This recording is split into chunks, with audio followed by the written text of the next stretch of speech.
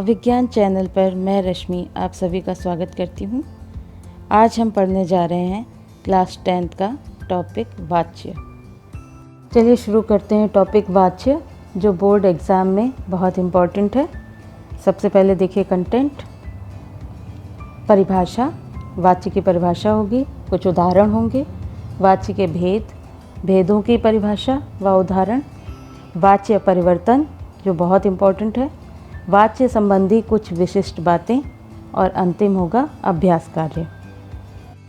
वाच्य का अर्थ बोलने का विषय, वक्ता यानी बोलने वाला जो बोलता है वही वाच्य कहलाएगा। अब उसमें हम पहचानने के लिए कर्तवाच्य है, कर्ता को इम्पोर्टेंस दी जा रही है कि कर्म को इम्पोर्टेंस दी जा रही है या भाव को प्रमुखता दी जा रही है, ये हमें पहचानना पड़ता है क्रिया के रूप से। परिभाषा देखिए, क्रिया के जिस रूप से यह जाना जाए कि वाच्य में क्रिया का मुख्य संबंध कर्ता, कर्म या भाव से है, वह वाच्य कहलाता है। उदाहरण के लिए, हिना पाठ पढ़ती है, यहाँ पर कर्ता क्या होगा? हिना। पाठ क्या होगा? कर्म होगा। और पढ़ती है ये क्रिया है। यहाँ पर जो क्रिया हो रही है यानी पढ़ती है, वो हिना कर्ता के अकॉर्डिंग होगी। हिना क्या है? स्त्रीलिंग है और उसी के अकॉर्डिंग क्रिया यहाँ पर शो हो रही है। सेकंड देखिए, हिना के द्वारा पाठ पढ़ा जाता है। यहाँ पर सेंटेंस वही है, उसका अर्थ भी वही है, लेकिन विभक्ति क्या लग गई? के द्वारा। के द्वारा विभक्ति से चेंज कर दिया गया, यानी ये कर्मवाच्य में परिवर्तित हो गया और यहाँ पर कर्म को ज़्यादा प्रमुखता दी जा रही है। लास्ट में देखिए, हिना से पाठ पढ़ा जाता है। इसमें क्या विशेष बात है? न कर्ता को इम्पोर्टेंस दी जा रही है और ना ही कर्म को, बल्कि भाव को प्रमुखता दी जा रही है। वाच्य के भेद, वाच्य के भेद पहला होता है कर्तवाच्य, दूसरा कर्मवाच्य और तीसरा भाववाच्य। ये वॉइस यानी एक्टिव वॉइस, पैसिव वॉइस और इम्पर्सनल वॉइस। कर्तवाच्य समझते हैं। कर्तवाच्य में परिभाषा होगी, जब वाक्य की क्रिया के लिंग, वचन और पुरुष कर्ता के लिंग, वचन और पुरुष के अनुसार हों तो कर्तवाच्य कहलाएगा। कर्तवाच्य का मतलब जहाँ पर कर्ता को प्रमुखता दी जा रही हो। सरल शब्दों में समझिए, क्रिया के जिस रूप से कर्ता प्रधान हो उसे कर्तवाच्य कहते हैं। इसमें लिंग एवं वचन प्रायः कर्ता के अनुसार होते हैं। यहाँ शब्द प्रायः प्रस्तुत है और प्रायः का मतलब होता है अधिकतर। कभी कभी ऐसा होता है कि नहीं भी हो, अन्यथा ज़्यादातर कर्ता के अनुसार ही लिंग वचन प्रयोग होंगे। उदाहरण के लिए, रमेश केला खाता है और दूसरा सेंटेंस है दिनेश पुस्तक पढ़ता है। यहाँ पर गौर करने वाली चीज़ है कि रमेश और केला दोनों ही पुल्लिंग है और उसमें आपको जो क्रिया नज़र आ रही है वो भी पुल्लिंग नज़र आ रही है। अब हमें ये कैसे समझ में आएगा कि कर्ता के अकॉर्डिंग क्रिया है या कर्म के अकॉर्डिंग है? यहाँ कर्म क्या है? केला, और रमेश जो है वो करता है। तो जो बात मैंने अभी प्रायः वाली बताई थी वही चीज़ यहाँ पर लागू हो रही है कि हम यहाँ पर डिसाइड नहीं कर पाएंगे कि कर्ता के अकॉर्डिंग क्रिया है या कर्म के अकॉर्डिंग। दूसरा सेंटेंस, दिनेश पुस्तक पढ़ता है। इन दोनों वाक्यों में कर्ता प्रधान है। हमें क्या देखना पड़ेगा कि क्रिया किसको प्रमुखता दे रही है। यहाँ पर कर्ता की प्रमुखता होने की वजह से कर्ता यानी कर्तवाच्य होगा। कर्मवाच्य, जब वाक्य की क्रिया के लिंग, वचन और पुरुष कर्म के लिंग, वचन और पुरुष के अनुसार हों तो कर्मवाच्य कहलाता है, अथवा क्रिया के उस रूपांतर को कर्मवाच्य कहते हैं जिससे यह ज्ञात हो कि वाक्य में कर्ता की प्रमुखता न होकर कर्म की प्रमुखता होगी। सरल शब्दों में समझिए, क्रिया के जिस रूप में कर्म प्रधान हो उसे कर्मवाच्य कहते हैं, या जहाँ क्रिया का संबंध सीधा कर्म से हो तो क्रिया का लिंग व वचन कर्म के अनुसार होगा, उसे कर्मवाच्य कहेंगे। इससे और कर्तवाच्य में प्रमुखता कर्ता को दी जा रही थी और कर्मवाच्य में कर्म को। उदाहरण के लिए, मीरा ने दूध पिया, मीरा ने पत्र लिखा। इसका पूरा उदाहरण का डिस्क्रिप्शन देखिए। पहले वाक्य में मीरा यानी कि कर्ता स्त्रीलिंग है, परंतु पिया क्रिया का एक वचन है। पुल्लिंग रूप दूध, दूध क्या चीज़ है? कर्म है उसके अनुसार आया है। ठीक है, क्यों आया ऐसा? क्योंकि कर्म को इम्पोर्टेंस दी जा रही है, ना कि मीरा कर्ता को। दूसरे वाक्य में देखिए, दूसरे वाक्य में भी मीरा कर्ता स्त्रीलिंग है, परंतु लिखा क्रिया का एक वचन। पुल्लिंग रूप पत्र, पत्र क्या चीज़ है? कर्म है। कर्म के अनुसार ही क्रिया का आगे का रूप आएगा। पत्र क्या है? पुल्लिंग है, और पुल्लिंग के अकॉर्डिंग आगे लिखा है, ना कि मीरा के अकॉर्डिंग। अर्थात स्पष्ट है कि यहाँ कर्मवाच्य है। ध्यान रखने योग्य बात यह भी है कि कर्मवाच्य सदैव सकर्मक क्रिया यूज़ होती है। कर्मवाच्य में कभी भी अकर्मक क्रिया नहीं हो सकती। भाववाच्य, जब वाक्य की क्रिया के लिंग, वचन और पुरुष कर्ता अथवा कर्म के लिंग, वचन और पुरुष के अनुसार ना होकर एक वचन, पुल्लिंग तथा अन्य पुरुष हो तो भाववाच्य कहलाता है। यहाँ पर इम्पोर्टेंस किसको दी जाएगी? ना ही कर्ता को और ना ही कर्म को, इम्पोर्टेंस दी जाएगी भाव को।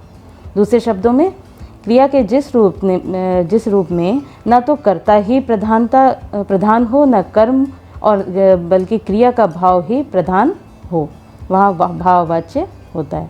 इसमें मुख्यतः अकर्मक क्रिया का ही प्रयोग होता है। यहाँ पर मुख्यतः इसलिए प्रयोग किया गया है क्योंकि ज़्यादातर तो अकर्मक क्रिया का प्रयोग होता है, लेकिन कभी कभी रेयर होता है ऐसा कि किसी सेंटेंस में सकर्मक क्रिया हो और फिर भी भाववाच्य हो, लेकिन ज़्यादातर अकर्मक क्रिया का ही प्रयोग होगा वहाँ पर। और साथ ही निषेधार्थक वाक्य प्रयुक्त होते हैं भाववाच्य में। इसमें क्रिया सदैव पुल्लिंग, अन्य पुरुष और एक वचन ही होती है। भाववाच्य के कुछ उदाहरण, मोहन से टहला भी नहीं जाता। दूसरा देखिए, मुझसे उठा नहीं जाता। तीसरा, धूप में चला नहीं जाता। उक्त वाक्यों में, उक्त का मतलब ऊपर दिए गए वाक्य जो हैं उसमें कर्ता या कर्म प्रधान न होकर भाव मुख्य है, अतः इनकी क्रियाएं भाववाच्य का उदाहरण हैं। भाववाच्य की कुछ ध्यान रखने योग्य बातें। भाववाच्य का प्रयोग विवशता, असमर्थता व्यक्त करने के लिए होता है, यानी चला नहीं जाता, रोया नहीं जाता, सोया नहीं जाता, इस तरह के सेंटेंस आएंगे। भाववाच्य में प्रायः अकर्मक क्रिया का प्रयोग होता है। भाववाच्य में क्रिया सदैव अन्य पुरुष, पुल्लिंग और एक वचन में होती है। यहाँ स्पष्ट है कि कर्तवाच्य में क्रिया सकर्मक और अकर्मक दोनों हो सकती हैं, किंतु कर्मवाच्य में सिर्फ सकर्मक और भाववाच्य में सिर्फ अकर्मक क्रिया होगी। अब देखते हैं वाच्य परिवर्तन। वाच्य परिवर्तन मोस्ट इम्पॉर्टेंट है, एग्जाम में वाच्य परिवर्तन बहुत आते हैं। कर्तवाच्य से कर्मवाच्य में परिवर्तित करेंगे तो हमें क्या ध्यान में रखना होगा? कर्ता कारक में करण कारक के चिन्ह से या के द्वारा या द्वारा का प्रयोग करना चाहिए। जब हम कर्तवाच्य से हम कर्मवाच्य में परिवर्तित करेंगे तो हमें विभक्ति चेंज करनी होगी। और ये कर्ता कारक से एक चीज़ स्पष्ट हो रही है कि जब आपने कारक पढ़े होंगे तो उसकी सारी विभक्तियाँ पढ़ी हैं। जब हम कर्ता की और कर्म की विभक्ति को ध्यान में रखें तो आपका बहुत आसान हो जाएगा वाच्य परिवर्तन। क्रिया को कर्म के लिंग, वचन, पुरुष के अनुसार रखना चाहिए, अर्थात कर्म प्रधान बनाना चाहिए। जब हम कर्म वाच्य में परिवर्तित कर रहे हैं तो कर्ता की प्रमुखता जहाँ शो हो रही है वाक्य में, उसकी जगह प्रमुखता हम किसको देंगे? कर्मवाच्य को। और कर्मवाच्य को जब हम प्रमुखता देंगे तो शब्दों का प्रयोग, विभक्तियों का प्रयोग हम क्या करेंगे? से या के द्वारा या फिर द्वारा भी प्रयोग किया जा सकता है। उदाहरण के लिए कर्तवाच्य से कर्मवाच्य में किस तरह से परिवर्तित हुए हैं वाक्यों पर ध्यान दीजिए। फैक्ट्री बंद कर दी गई, और अगला क्या हुआ? कर्मवाच्य में फैक्ट्री बंद करा दी गई। तो अगला देखिए, बुढ़िया खाना नहीं खा सकती, फिर क्या होगा? के द्वारा की विभक्ति यहाँ पर लग गई, बुढ़िया के द्वारा खाना नहीं खाया जाता है। अगला देखिए, भारतवासी महात्मा गांधी को नहीं भूल सकते हैं। भारतवासी क्या हुआ? कर्ता, कर्म क्या है? महात्मा गांधी। अब यहाँ पर इम्पोर्टेंस भारतवासी को दी जा रही है, अर्थात ये कर्तवाच्य है और परिवर्तित हमें करना है कर्मवाच्य में। तो कैसे करेंगे? भारतवासियों के द्वारा महात्मा गांधी नहीं बुलाए जा सकते। अब के द्वारा विभक्ति का प्रयोग किया और कर्म को प्रधान बनाया हमने, महात्मा गांधी को ज़्यादा इम्पोर्टेंस दी और चेंज हो गया कर्मवाच्य में। बच्चे शोर मचाएंगे, और जब हमने कर्मवाच्य में परिवर्तित किया तो बच्चों के द्वारा शोर मचाया जाएगा। माला ने खाना खाया, माला के द्वारा खाना खाया गया। कर्मवाच्य से कर्तवाच्य में परिवर्तित, यानी कैसे परिवर्तन होगा? कर्मवाच्य में कर्म को प्रधानता दी जा रही होगी और कर्तवाच्य में हमें कन्वर्ट करते समय ध्यान रखना होगा कि हमें इम्पोर्टेंस किसको देनी है? कर्तवाच्य को, यानी कर्ता को। कर्मवाच्य से कर्तवाच्य में परिवर्तन करने के लिए निम्न बातों पर ध्यान देना चाहिए। कर्ता के अपने चिन्ह, कर्ता का विभक्ति क्या है? विभक्ति चिन्ह ने है, और या तो हम ने का प्रयोग करेंगे, अन्यथा कभी कभी विभक्ति को रिक्त भी छोड़ दिया जाता है, वहाँ पर विभक्ति शो नहीं करते, आवश्यकता के अनुसार उसे लगाना होता है। सेकंड पॉइंट, यदि वाक्य की क्रिया वर्तमान एवं भविष्यत की है, यानी भविष्यकाल की अगर है, तो कर्ता अनुसार क्रिया की रूप रचना करनी चाहिए। भूतकाल की सकर्मक क्रिया रहने पर कर्म के लिंग वचन के अनुसार क्रिया को रखना चाहिए। उदाहरण के लिए कर्मवाच्य से कर्तवाच्य में परिवर्तन देखिए।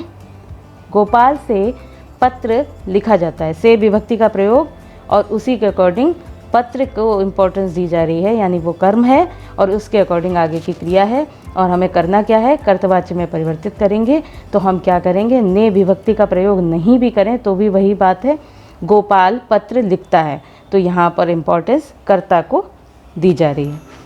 मुझसे अखबार पढ़ा नहीं जाता, से लगा हुआ है मुझ के साथ, ध्यान देने योग्य बात। और दूसरे में क्या है? मैं अखबार नहीं पढ़ सकता। अगला देखिए, लड़कियों द्वारा गीत गाए जा रहे हैं, द्वारा लगा हुआ है, लड़कियां गीत गा रही हैं। जब कर्तवाच्य होगा तो क्या होगा? लड़कियां गीत गा रही हैं। मुझसे यह वजन नहीं उठाया जाएगा, मैं यह वजन नहीं उठा पाऊँगा। मुझसे यह दृश्य नहीं देखा गया, से का प्रयोग हुआ, मैं यह दृश्य नहीं देख सकता। यहाँ ध्यान देने की बात है कि कर्मवाच्य से कर्तवाच्य में परिवर्तन दिखाया गया है। तीसरा देखिए, कर्तवाच्य से भाववाच्य में परिवर्तन करते समय हमें क्या चीज़ें ध्यान में रखनी है?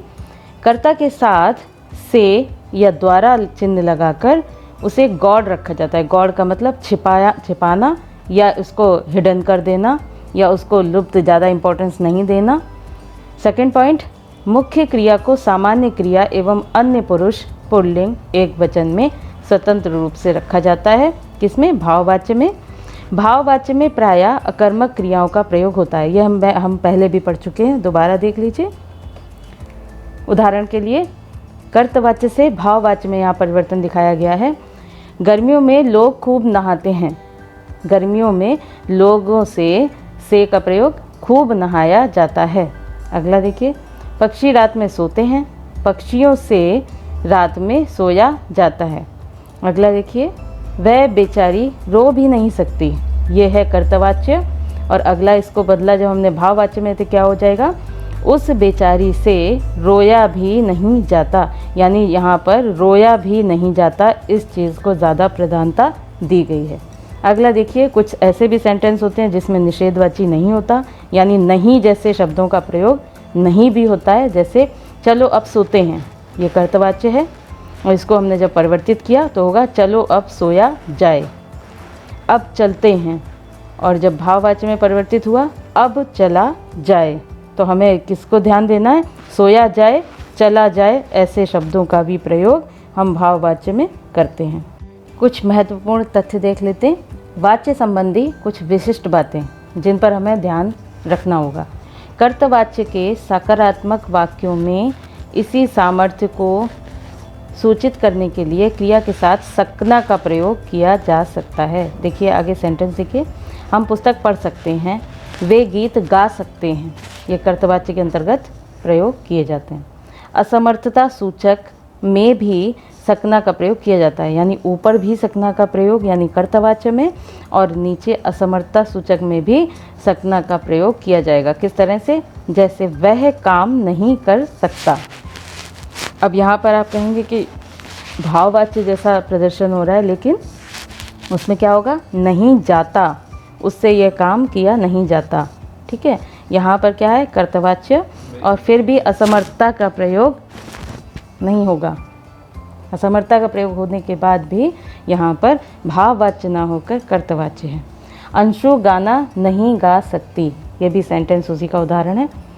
कर्मवाच्य के वाक्य प्रयोग में प्रायः क्रिया में जा का प्रयोग, जा रूप लगाया जाता है, जैसे किया जाता है, किया गया, किया जाएगा, खाया जाता है, खाया गया या खाया जाएगा।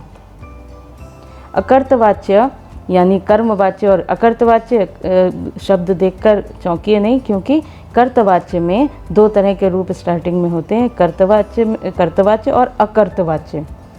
अकर्तवाच्य के अंतर्गत कर्मवाच्य और भाववाच्य आते हैं, जो कि ब्रैकेट में दिखाई दे रहे हैं, के वाक्यों में कहीं कहीं कर्ता का लोप कर दिया जाता है। कर्ता शो नहीं हो रहा है, लेकिन हम अपने आप सोच सकते हैं कि यहाँ पर कर्ता कोई ना कोई होगा ज़रूर।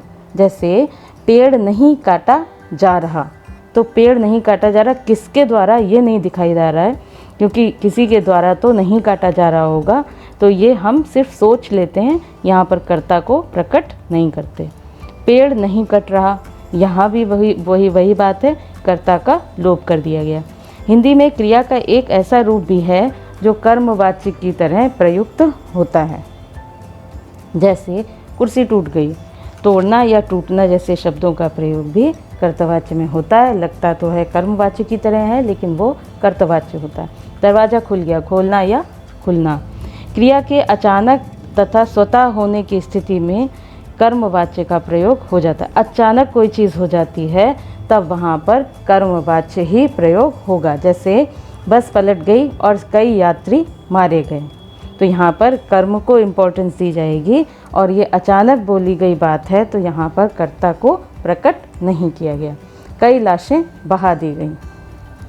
भाववाच्य में जब नहीं का प्रयोग ना हो तो मूल कर्ता जनसामान्य होता है, मतलब जनसाधारण के लिए होता है। जैसे गर्मियों में छत पर सोया जाता है, ये सभी सर्वसाधारण के लिए कही गई बात है कि गर्मियों में छत पर सोया जाता है। अनुमति या आदेश प्राप्त करने की स्थिति में भाववाच्य की क्रिया का प्रयोग होता है। कोई किसी से अनुमति मांगना या फिर किसी को आदेश देना, तब भी भाववाच्य का प्रदर्शन वहाँ पर किया जाएगा। अब यहाँ से चला जाए, यात्रा पर निकला जाए। एक तरफ यहाँ पर भाव प्रकट हो रहा है कि यहाँ पर आदेश दिया जा रहा है, लेकिन उसको कहा किस तरह से गया, यहाँ से चला जाए या यात्रा पर निकला जाए। भाववाच्य की क्रिया सदा पुल्लिंग, एक वचन, अन्य पुरुष में ही रहती है, ये पहले भी बता चुकी हूँ। उस पर कर्ता के लिंग, वचन, पुरुष का कोई असर नहीं पड़ता। अभ्यास कार्य, इसमें आपको क्या करना है, ऊपर जो मैं हेडिंग पढ़ के बता रही हूँ, निम्नलिखित वाक्यों का निर्देशानुसार उचित वाच्य परिवर्तन चुनिए। यहाँ पर आपको इंडिकेट किया जाएगा कि आपको कर्मवाच्य में परिवर्तित करना है या कर्तवाच्य में या भाववाच्य में। दो सेंटेंस आपको सामने दिए जाएंगे जिसमें ऑप्शन है कि कौन सा राइट ऑप्शन है, वो आपको चुनना पड़ेगा कि कर्मवाच्य का प्रदर्शन किस वाक्य में किया गया है। जैसे पहला है नेहा ने पानी पिया, ये आपको परिवर्तित करना है कर्मवाच्य में। तो हम सेंटेंस दोनों देखेंगे। नेहा से पानी पिया नहीं जाता। दूसरा सेंटेंस है नेहा द्वारा पानी पिया गया। तो यहाँ पर कर्मवाच्य कौन सा है ये आपको देखना होगा, ये आप स्वयं करेंगे।